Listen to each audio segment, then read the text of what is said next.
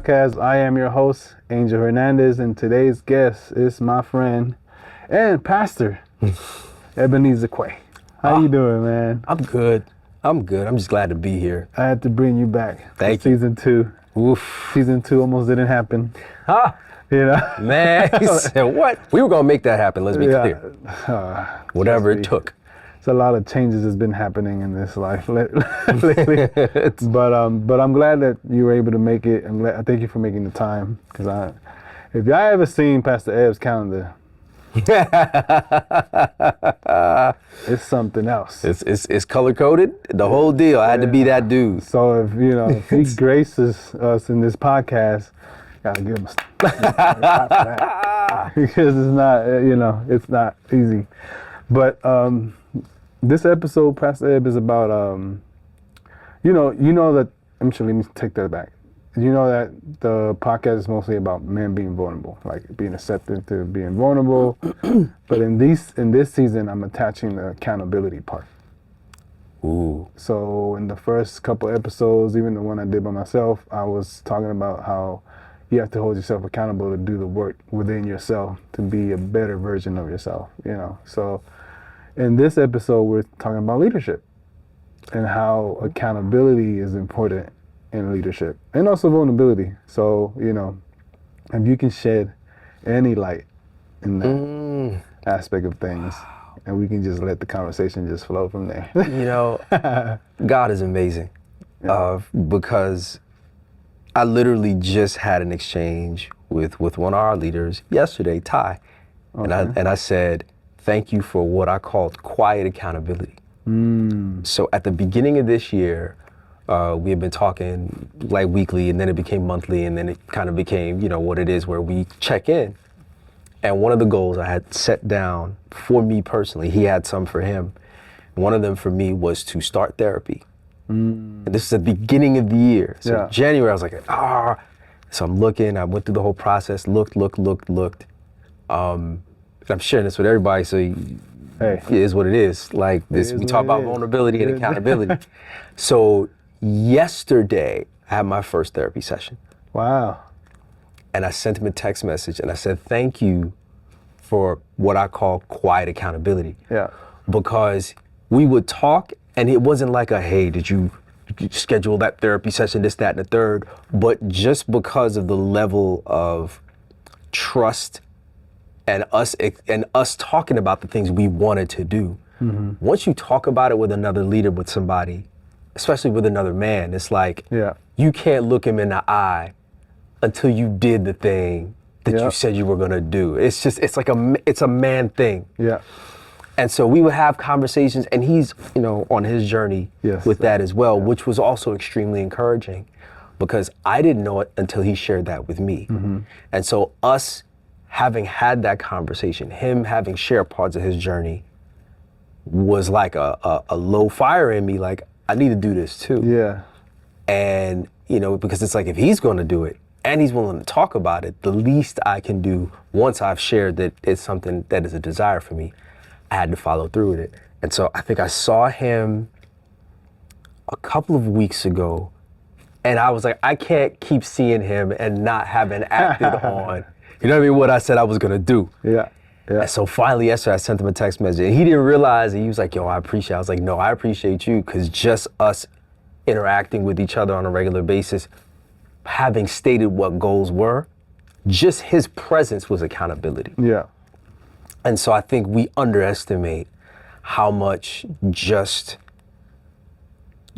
communicating, this is a need, this is a desire, a goal, whatever that thing is.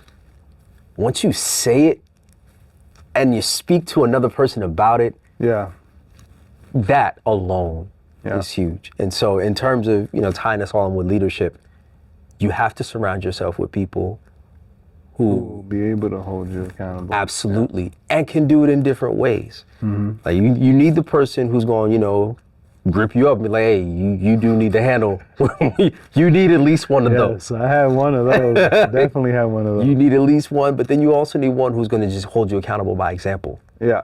just them going through life. No, that's good. That's good. Just the way they go through life and the way you are able to see it makes you reflect on yourself and say, I need to match Yeah.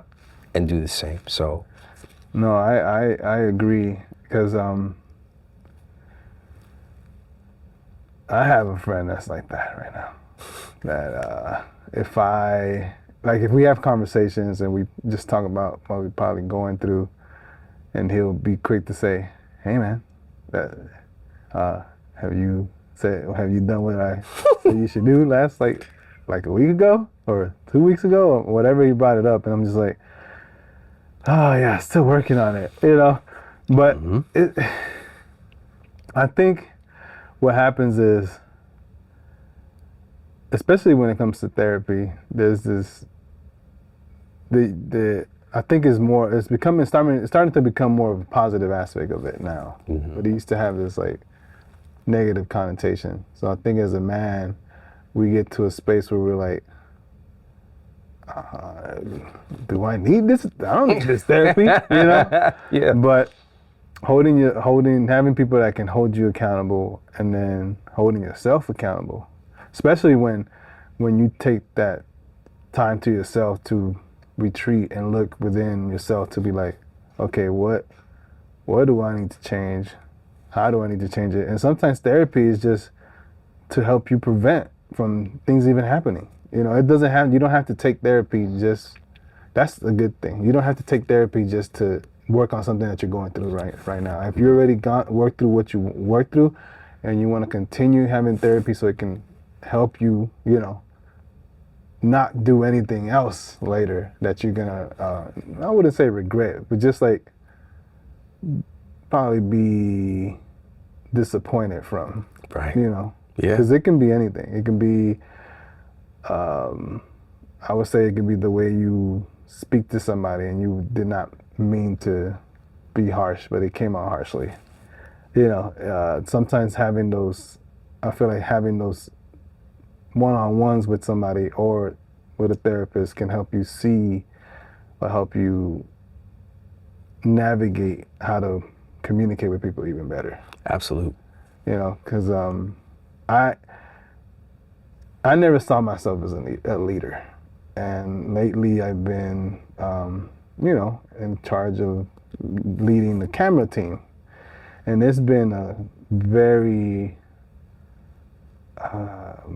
it's been challenging because I had to renew the way I process things and the way I thought things and the way, as far as like the way I love people and the way I pour into people, that hasn't changed. But just the fact of, I gotta remember, like, these are volunteers, and then I still gotta hold them accountable, but at the same time I need to make sure that I'm holding myself accountable to lead by example, and that's basically what I've tied to myself, to like, okay, let me lead by example, so then they see it and they want to continue to do and serve, and it's not been an easy journey. Let's just say that. Well, you know what? It never is. Yeah. I think if it gets easy, you're probably not leading anymore. Leadership is an evolution. Yeah. And I don't know of any leader, I don't know of any quality leader, let me say that, that stops evolving. And evolution by itself is tough because leadership forces out of you what you don't necessarily know is there, but is necessary to lead in whatever environment God puts you in. Yeah. And so that's hard to deal with. I think we're finally getting to the place where people are understanding that leaders don't have all the answers. That's good. Yeah. Like that's true. That's not what leadership is. Yeah, it's like, true. oh, you're the guy I go to. No. Leadership is, you have questions. Fair enough. Yeah. Let's find solutions. I don't have them right now, but I'm going to find how and who and when and where, and I'm willing to do the exploration inwardly as well as with whatever God has put around me. And the solution together, will evolve from all of it. But it isn't, solving things immediately. It's very much recognizing what a situation is, what the problems are, and then delegating what can and can't be done, but ultimately, leading by example, leading by instruction, knowing when to do which, and knowing, which ones you're better at than others. Like, some people are very vocal leaders. And also recognizing that sometimes you don't have to lead in that moment. Like recognizing the strength in others. It's another. That's a massive one. Good quality. And the reason I bring that up is because what scripture was I reading? I was reading, I can't remember. And like I tell Brenda, like I read stuff and I can't remember like which scriptures it is. Because you read so much. Oh man, that's funny. Well studied scholar. And I remember also I called my friend Jason because when I discovered it, I was just like, my mind was blown. It was something with Jesus when he goes around towns or with his disciples, when he goes with his crew. Let me just speak the way I speak. He goes around with his crew, you know what I'm saying, meeting people, causing miracles here and there, boom, boom, healing people, bringing people to God, salvation, doing this thing. And in one of those, it explained that he sometimes would take his leave from something. Like when he knew he was doing already a lot, and he was like, okay, y'all got it. I'm gonna go be down here for 40 days and retreat for a second and let y'all handle this so I can come back and be a better leader. The part that I'm trying to say is I didn't know that he will remove himself and go have time within himself in a rural area. That I can't remember what scripture that was. But it was, we always talk about those seasons of, isolation that people talk about. They're like, oh, Jesus will isolate himself, but he wouldn't get like stuck in the isolation. And I love he had a time frame. Yes. You know what I mean? And a purpose. Yeah, and a purpose, yeah. Because he was isolating himself to hear from the Father. Yeah. A lot of people isolate themselves just to hear themselves. That's true. Like you just want to hear your voice, but you don't want to hear all the other voices, and that's a different kind of isolation. Yeah. It's one thing for God to pull you so that you and him can intimately work things out.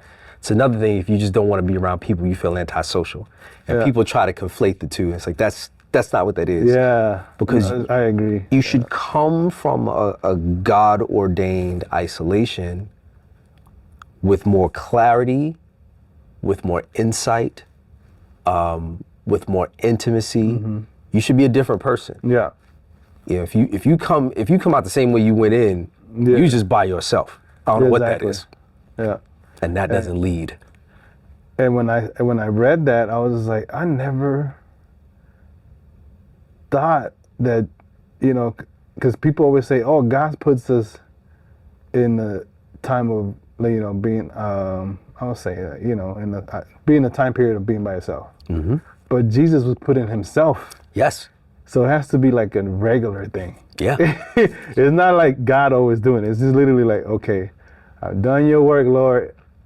Now it's time for me to go retreat for like a month. Yeah. And recharge, spend time with you, and you can lead me in what I need to do. That's not easy. No. That's not easy because you can get stuck on, like you said, in your own thoughts and what you're trying to do. Because this happened to me countless times. I'll tell the wifey, like, hey, I need some time alone. And then I'll go and I like doing journals to God. I call them letters to God. I've always done them, and I went digital recently, which is kind of cool because I can read the Bible and I have the digital I can write out at the same time. But I feel like he speaks to me a lot when I'm like doing that, when I'm reading and writing at the same time. And I can catch myself when I start drifting. Because you see it. Yeah. Right there, right? Exactly. And I'm like, wait. This is not what I'm supposed to be doing. I'm supposed to be here, So I've been, I'm going to say like strategically I don't know how I did it, but I turned my iPad that I have to make it look and feel like a journal. And I only use it For that. for that. That's good. I removed apps like YouTube from it. That's good. I removed gaming apps. I only downloaded journal apps, the Bible app, and I have Google, but that's if I'm like doing deeper research on what, like the word that stood out to me. And it's usually one word or two, like a line, like a liner, you know, and I go deep dive in that. And then that causes so much revelation. And I'm just like, okay, but I had to make it that way, you know, because I was just, I can't, if I just try to go and be isolation and being, you know, whether it's a day or two of spending time and trying to see, and I used to do it on my phone, but it was too distracting because I would have notifications popping left and right. And it was just like, I need to figure out another way, you know, so I was like, I told God, I'm gonna grab this just because I know what I need to be efficient in order to hear from you. You get what I'm saying? And then I need to make it a way. Look, I even got a cover. Look, I'll show you. Come back in. Yeah. So I see the notebook cover. Do you have the paper white? What is it called? Paper white on the. Yes, I do. You do? Actually, I do. I'm actually gonna get one. I was gonna ask about that. I turned my whole iPad Into it looks a like notebook. Oh, I love that. I'm and stealing there's a that. paper thing. Yeah, the paper thing on there. Does it really feel? Because I was feels gonna. like paper. Okay, Yeah. I'm definitely gonna get one.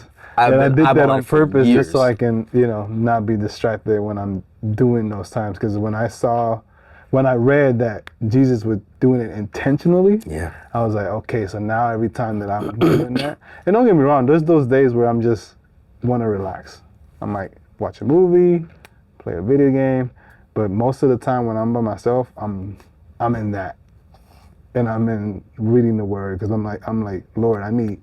And it's like, I don't know, I just need to be, like, he's the one pouring into me at this time, you know? And then I feel like when I spend a lot of time, it's overflowing, and then it hits my wife. And then it might hit even the dog. Even the dog catching this anointing. Even Come the on. dog's catching it, you know?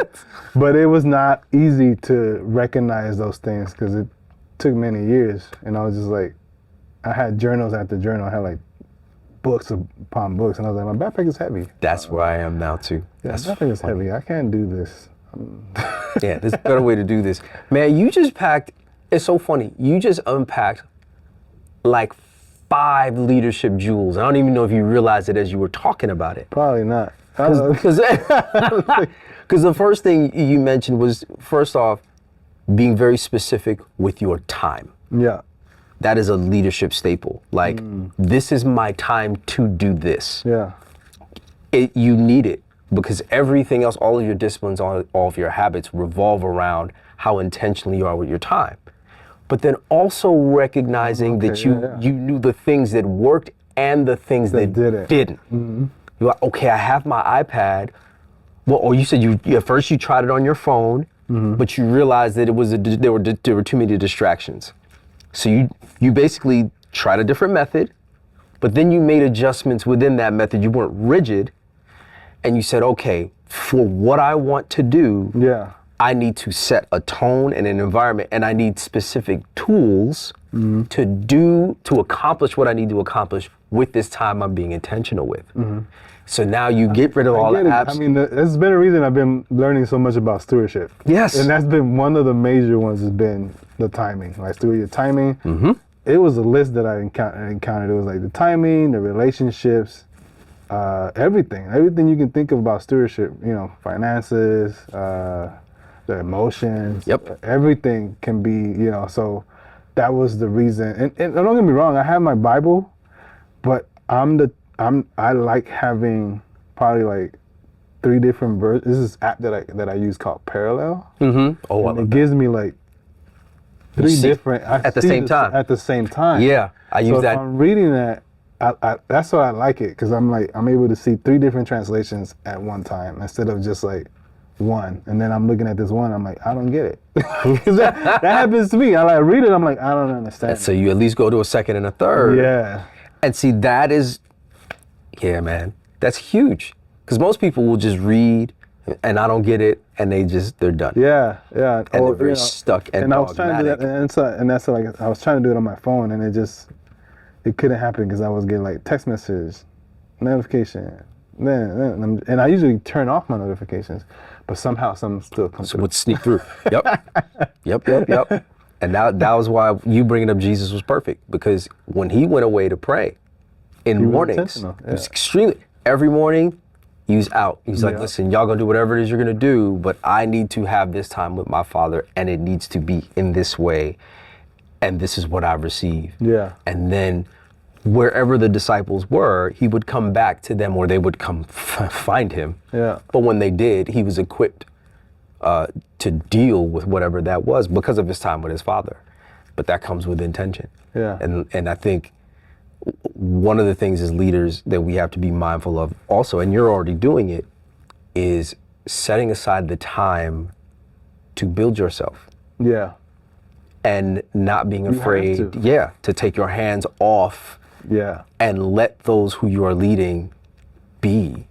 It's funny because before we even started the podcast, I told you, right, that I feel like God's been revealing to me that in this season, I need to build a community that I'm serving at the moment.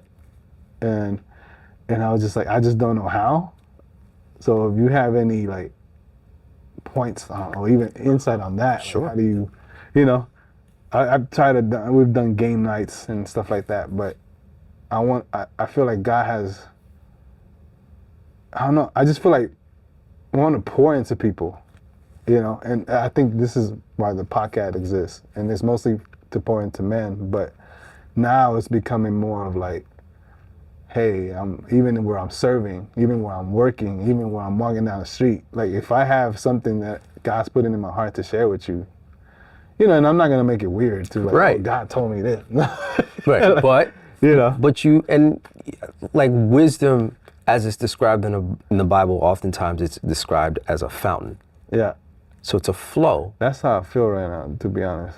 And for you, it becomes getting out of the way of that flow. So that's what a lot of the disciplines that you have are doing. It's basically allowing the flow for whatever you receive in revelation, whatever you're getting Yeah. from your word, just letting it pass through you. And so that, once people recognize that you are a fountain of wisdom, it is a draw. And that's in terms of wanting to build a community, because that's where that starts. Yeah. Is what is the draw, and ultimately the draw is Jesus, because only Jesus can draw unto. Right. But when you allow yourself to be a vessel for him to use you in that way, you will draw. So, to what you were asking about earlier, just keep doing what you're doing and follow the inclinations that God gives you. Yeah. Once you hear, I need to do, that's the biggest one with leadership, especially when it comes to being led by God. Cut down the time from God said to I do. If you can cut that hesitation down, God gives you a wild idea about getting people together. God told me, let's all come together. Let's go to the park, play kickball. Yeah. Sounds mundane, Yeah. but you never know that one time you brought everybody together just to play kickball. It kept somebody from going somewhere they weren't supposed to go. That's true. And at the same time, they understood that you were invested in them. So a lot of leadership is also about building Acting. it's connecting. Connecting and acting in what you feel that is needed at that moment. Yes. Yeah. Yeah.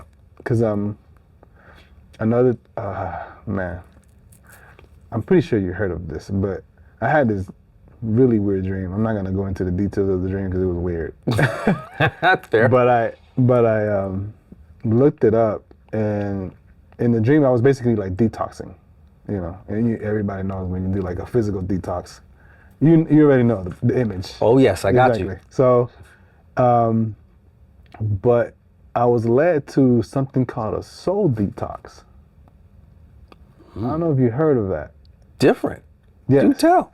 So, and it gave me like 4 points, and I looked it up more in the Bible, and every time I land on something, I always gotta check back with, if it's in the Word, I'm like, okay, it's a God thing, you know what I mean? That's the way I gotta check it. So, the 4 things it gave me was heart, detoxing your heart, and that was a conversation that we had months ago about the inner chambers. Remember? Yes. Yeah. Yeah. Oh, Exactly. yes. And then 2 was the mind, detoxing your mind. Second was your eyes, what your eyes see. Yes.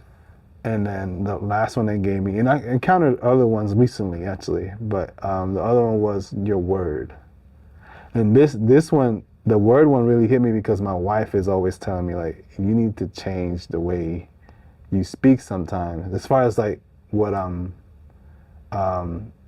when I want to do something, just speak, you know, not like a if and and type of thing, more like it's gonna happen. Declare. Yeah, Yeah. declare and by faith. Like that's something that my wife always says. Like change. Your words are very powerful, and I didn't, and I understood that. But when I came across this detox thing, I was just like, oh, that's interesting. So basically, for the heart, it's more like removing any like pain or deep heart things for you to be able to even function properly from the heart. Let me see if I can bring it up because I have it on my phone. I'm gonna use my phone for this one. No. Do you think? But I have the notes here somewhere. And while you're pulling that up, I just Yeah. thought it was interesting that Here. you know that your wife made that observation, because there's a big difference between a statement and a question. Yeah.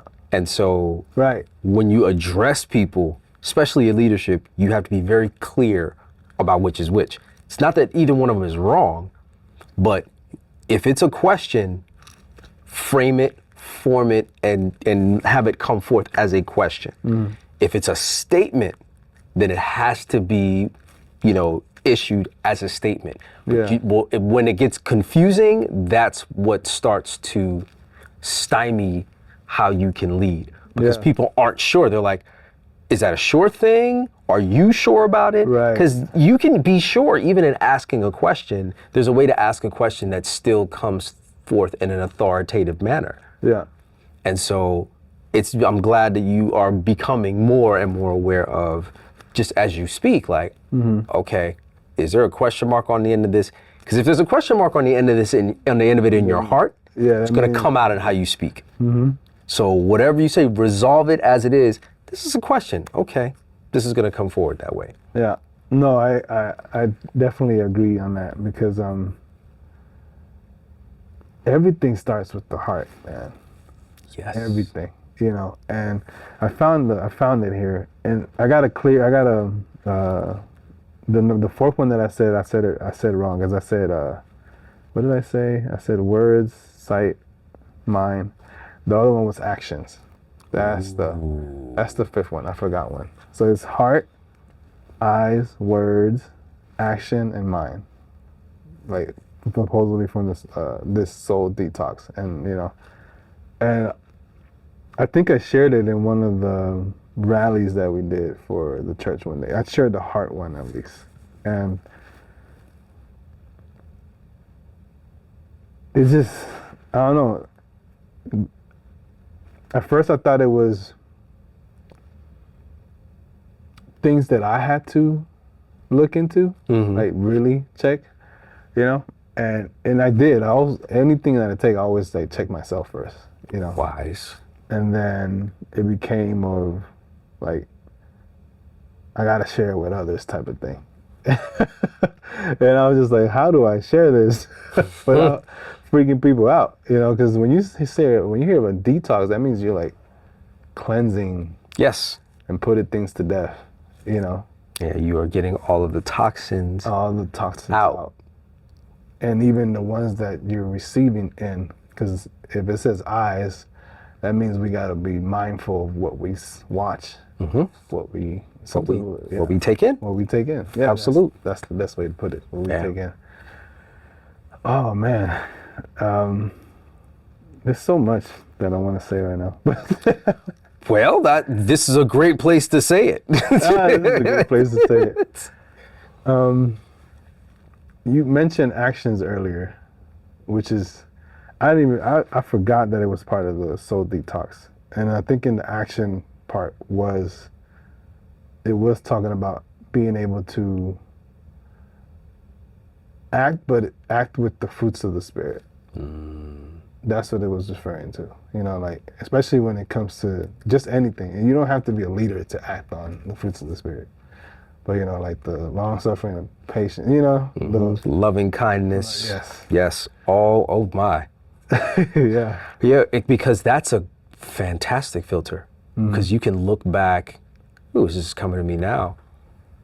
One of the great ways, and we talked about accountability earlier, to hold yourself accountable is to be able to sit at the end of the day, or, you know, even at the end of the week, and be like, of all the actions, were my actions marked by the fruits of the Spirit? Right. And it's a yes or no. It's very easy. Very easy. Like you can spot some of the actions like, ooh, that was not the fruit of the Spirit, or these were. And then you can start to kind of look into, all right, when did this action take place? 4:30 p.m. Well, that's probably that's usually the most stressful part of my week. Yeah. And you can really start to do some work on why it is, if there are any consistent actions, why am I acting out of the Spirit in this time? What, and you start to notice patterns, or vice versa. Like if it's like, oh, from 6 a.m. to 10 a.m., 95% of my actions are marked by the fruit of the Spirit. Yeah. That makes sense. Yeah. You've just gotten up, fresh off your word, you're fresh out of prayer, So now how can I take that and sustain that throughout the day so that more and more of my actions are consistently outputs of the fruit of the Spirit? Yeah. That's it. That's a fantastic accountability tool, is to just wake up and be like, all right, Galatians 5, tell me. Where am I acting out of? Yeah, because that also allows you to, like you said, hold yourself accountable. And at the same time, it builds, as a leadership, it builds trust within the community that you're in Yes. and within the team that you're in. Because if you're not accountable with yourself, they see that, They know. and they're gonna either go around it or just mock what you do. And they will replicate what you do. That's the word I was trying to say. Yeah, Replicate. that's the thing that's probably one of the biggest accountability parts of leadership is whatever I do where God has called me to lead, I can't remember, I'm trying to remember where I got this principle from, but basically in terms of characteristics and actions and all, the thing you have to ask yourself as a leader is, whatever I'm putting forward, do I want 10 of that? Where I am in my ministry, in my group, in my calling, in my job, or whatever. However I speak to people, do I want 10 more people Speaking to me that way. talking to me and talking to other people the way I just spoke to that person? Yeah. However I choose to think, do I want 10 more minds thinking the way I think in the course of us having to work together? Yeah. And that becomes a huge accountability check, because very quickly be like, I don't want 10 of that. I don't even want the one I got. Yeah. Yeah. So I need to then do the inner work to change and shift that. So that's where I think the detox you're talking about is huge, because ultimately you're getting rid of patterns and behaviors and, the toxins, things that will come back to bite you through someone else who saw it in you when they enact it. You deal with it in you first. Yeah. So You have to. yeah. You have to, because when you can't bring it to the people if you haven't done the work on within yourself. Like, just if you still have any type of toxin in you, that's just gonna spread to them. Yeah. And it's funny that you mentioned that, because I was speaking to somebody recently, and they told me they've been doing speaking engagements everywhere, and but they mentioned that in their heart they still have some things they have to deal with. Oof. And I was like, you need to stop speaking. Yeah. I was like, you need to check that heart. You need to deal with. I didn't say you need to stop speaking. What I told him was, sorry, I said him. I told him, you need to deal with the heart thing. Yeah. That's what I really mentioned. You know, I was like, You're trying to gently tell them to stop. yeah, speaking. gently trying to be like holding them accountable to like, hey, if that's something that you're dealing with, there's a pain in there. You got to deal with that, because if you're speaking to others, that's going to transfer Yep. to them. You know, this has been a good conversation. I didn't think it was going to go this way. That's why I love doing these with y'all, with you, because we don't know. We don't know. We I had started. a whole little map out. It was more about, accountability and leadership. But I think the way it went has been good. And I'm gonna ask one more question, which you probably get asked a lot. And I think you shared it before. When you were called to be a leader, how did you feel? Or not feel, what was your reaction? When you were called to be a leader, and you were like, oh. It was very much that. Number one, I was extremely surprised. Mm-hmm. And number two, I tried to run from it. Yeah. I was like, no, not me, no. I don't want to do that. I don't see myself as that. No. Yeah. And number one, I realized that there was no point in running, because God very much was like, this is what's going to happen. Yeah. So I just had to wrap my mind and my heart around it and trust him. And then number two, what I found later on was that people saw me that way already. That's good. And one of the quirks of leadership is most leaders are already leading. They don't even know it. They don't realize it before you are designated or given a title. The reason you have been highlighted to lead is because you've already exhibited leadership qualities, impact, and influence. You've already been doing it. Yeah. You're just being confirmed to do it and now take it to another level. It's very rare you have someone who is just called to lead and they haven't. They've exhibited those qualities somewhere else, and now you're just being called to do it here. And so when I was called to lead, it was very much no. I don't. And the reason for me also was because I was very aware of the breadth and scope of that responsibility. Like, I took it seriously instantly. I understood, I'll say I thought I understood the gravity and the weight of it. And I didn't know if I could handle my understanding of the gravity and weight of it. And then as I stepped into it, I realized there's even more gravity. Yeah. There's even more than I thought there was.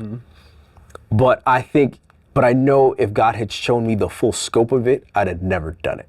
Well, he doesn't show you the full scope. He just shows you one thing, and you're Exactly. like, well, how do I get there? Yeah. I want to get there over there. He's Right. like, no, man, there's a whole path you got to go through, because doing this whole path, you're going to develop and change to the person that you need to become, so you can even handle this part, because then I have more to give or more to show you, but you're not ready for that yet, because you still got to do this and then go through the path again. Yep.